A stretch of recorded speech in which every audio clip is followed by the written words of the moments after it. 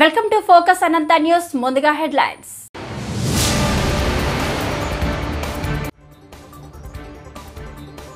చేప మందు కోసం వెళ్తున్న వారందరికీ టీజీఎస్ఆర్టీసీ శుభవార్త.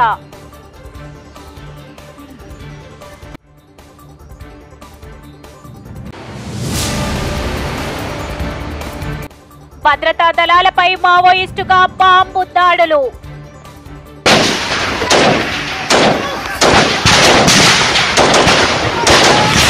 అనంతపురం జిల్లా బెలుగుప్ప మండలంలోని జీడిపల్లి రిజర్వాయర్ను జిల్లా కలెక్టర్ డాక్టర్ వినోద్ కుమార్ సమగ్రంగా పరిశీలించారు.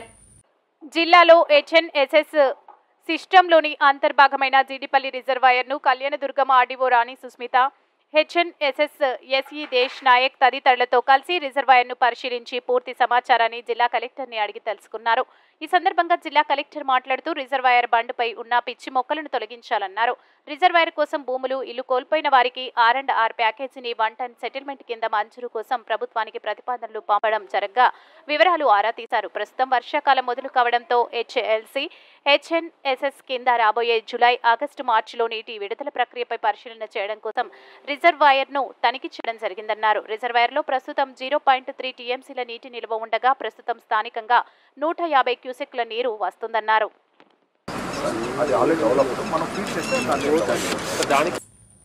రైతు శ్రేయస్సే ధ్యేయంగా పనిచేయాలని వ్యవసాయ శాఖ అధికారులను అనంతపురం జిల్లా కలెక్టర్ వినోద్ కుమార్ ఆదేశించారు.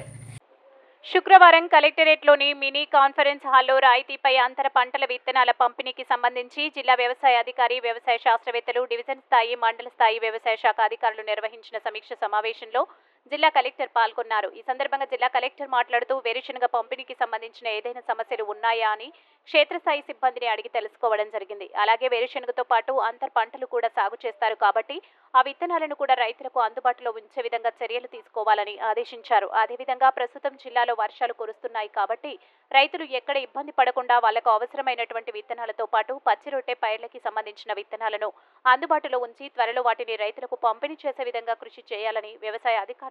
చేప మందు కోసం వెళ్తున్న వాళ్ళందరికీ టీజీఎస్ఆర్టీసీ శుభవార్త.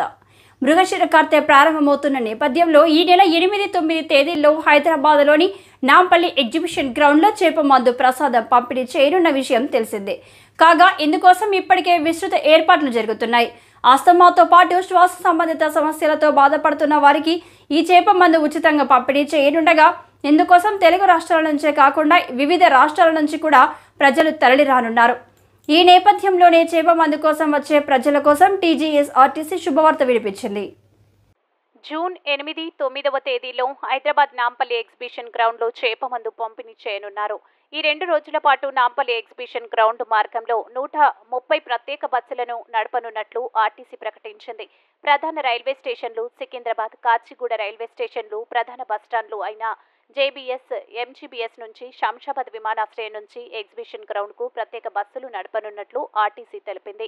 వీటితో పాటు Dilsukh Nagar, NGOs colony, Mithani, Uppal, Charminar, Golconda, Ramnagar, Rajendra Nagar, Risal Bazar, ECIL, cross roads, Patancheru, Jeedimetla, KBHP colony, Gachibowli ప్రాంతాల నుంచి నాంపల్లి ఎగ్జిబిషన్ గ్రౌండ్కు మొత్తం 80 బస్సులు నడపనున్నట్లు తెలిపారు. ఈ విషయంలో ఏమైనా సందేహాలు ఉంటే ప్రయాణికులకు దగ్గరలోని బస్టాండ్లో కనుక్కొని ఆర్టీసీ కల్పిస్తున్న సేవలను సద్వినియోగం చేసుకోవాలని సూచించారు.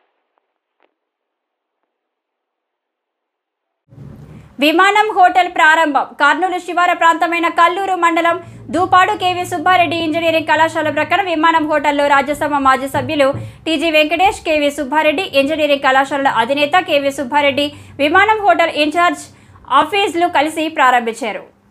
ఈ సందర్భంగా కేవీ సుబ్బారెడ్డి, ఇంజనీరింగ్ కళాశాలల అధినేత కేవీ సుబ్బారెడ్డి మాట్లాడుతూ విమానం హోటల్ ప్రత్యేకమైనదని, క్వాలిటీ, క్వాంటిటీ, బెస్ట్ సర్వీసు ఉంటుందని, ఒకసారి విమానం హోటల్కు వస్తే మళ్లీ మళ్లీ రావాలి అనిపిస్తుందని అన్నారు. విమానం హోటల్ యాజమాన్యులకు అభినందనలతో పాటు ప్రోత్సహించడం జరుగుతుందన్నారు.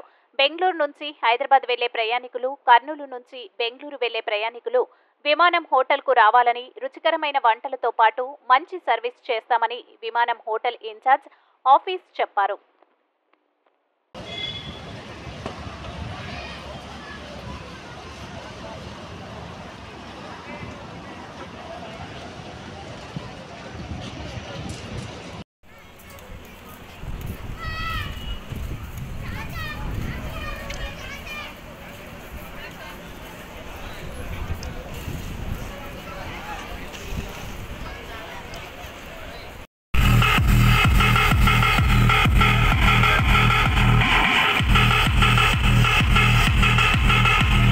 రంగంలో ఈరోజు నూతన అధ్యాయాన్ని సృష్టించినటువంటి కర్నూలు ఆన్ వింగ్స్ అనేటువంటి హోటల్ ప్రారంభోత్సవం మనందరికీ గర్వకారణం.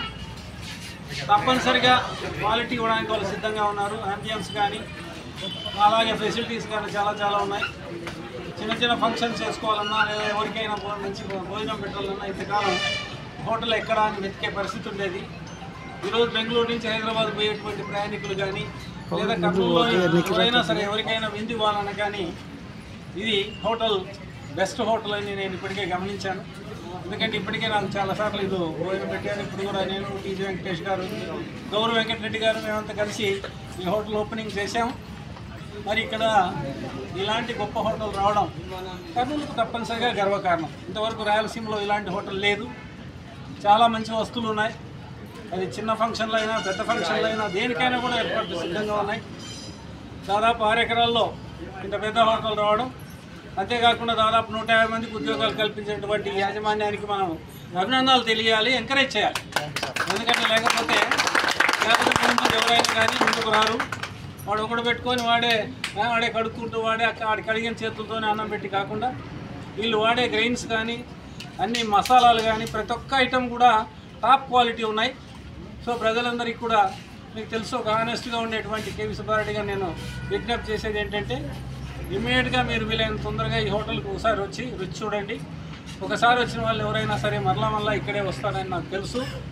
సో మీ అందరికీ కూడా మరి కర్నూలు ప్రజలకే కాదు ఈ దారిన వెళ్తున్న వాళ్ళు ఈ ఛానల్ చూస్తున్న వాళ్ళందరూ కూడా ఈ విమానం హోటల్ సింపుల్గా చెప్పాలంటే దర్శించాలని మరి దీన్ని ఎంకరేజ్ చేస్తే మరి గౌరవనీయులైన కేవీ సుబ్బారెడ్డి సార్ చెప్పినట్లు మా హోటల్ ఖచ్చితంగా ప్రత్యేకమైనది సార్.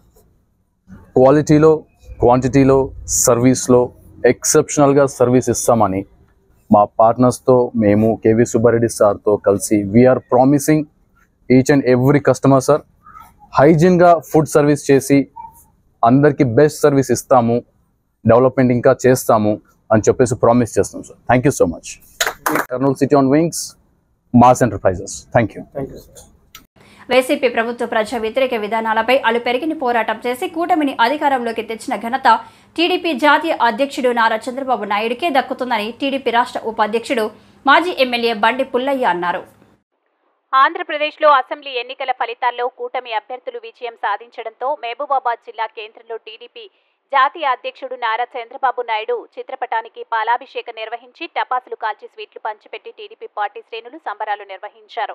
ఈ సందర్భంగా ఆయన మాట్లాడుతూ అరాచక ప్రభుత్వ బెదిరింపులకు, వేధింపులకు, జైళ్లకు సైతం తలొగ్గని మహానేత చంద్రబాబు అని కొనియాడారు. ఆంధ్రప్రదేశ్లో సైకో ప్రభుత్వం పోయి సైకిల్ ప్రభుత్వం వచ్చిందన్నారు. నారా చంద్రబాబు నాయుడు దేశంలో తన రాజకీయ చతురతతో కీలక పాత్ర పోషించనున్నారని అన్నారు. బడుగు బలహీన వర్గాలకు టీడీపీ రాజకీయంగా పెద్దపీట వేస్తుందన్నారు.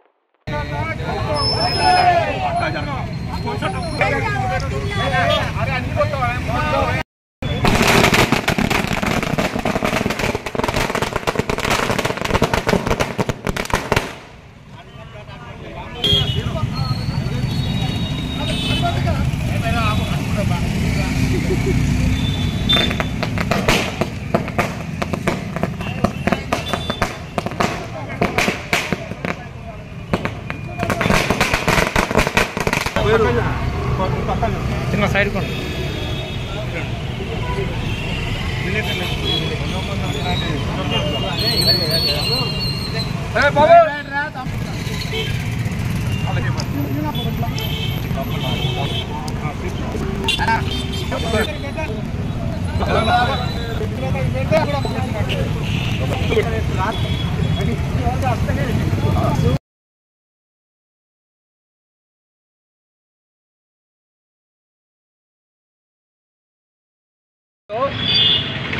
సైకో ప్రభుత్వం పోయి సైకిల్ ప్రభుత్వం వచ్చినందుకు మేము ఇక్కడ సంబరాలు చేసుకుంటున్నాం. స్వీట్లు, బాంబులు, పాలాభిషేకం తదితర అన్నీ చేస్తున్నాం. అది చేపిస్తున్నాం. భవిష్యత్తులో కూడా ఈ తెలుగుదేశానికి అది ఎక్స్టెన్షన్ కావాలనే ఉద్దేశంతో మేము పట్టుదలతో ఇక్కడ పనిచేస్తున్నాం. ఎన్నో పద్ధతులలో మాకు ఎంతో అది ఉన్నా కూడా ఏ పార్టీకి పోకుండా తెలుగుదేశం పార్టీనే, తెలుగుదేశం నాయకుడే ఈ దేశాన్ని పరిపాలించవలసిన అవసరం భవిష్యత్తులో ఉన్నది. ఈ తెలుగుదేశం ద్వారా ప్రజలు బాగుపడే అవకాశాలు బాగున్నాయి. టీడీపీ జాతీయ నాయకుడు చంద్రబాబు అవిరళ కృషి చేసి ఎంతో శక్తివంతంగా ఒక రాజకీయ కక్ష ధోరణితోనే ఆయనను పగబట్టి 5 సంవత్సరాలు హింసించి జైల్లో పెట్టి క్యాడర్నంతా అన్ని పద్ధతులలో ఘర్షణలతోని వాళ్ళని బలహీనపరిచి జైళ్ళలో పెట్టి శిక్షలు అనుభవించే పద్ధతులు అన్నీ పోరాటం చేసి చంద్రబాబు గారు కష్టం ఆధారం మీద ఆయన చేసే తప్పుల ఆయన చేసే తప్పుల మీద అది అక్కడ మన అఖండ విజయం సాధించడం జరిగింది ఏపీలో.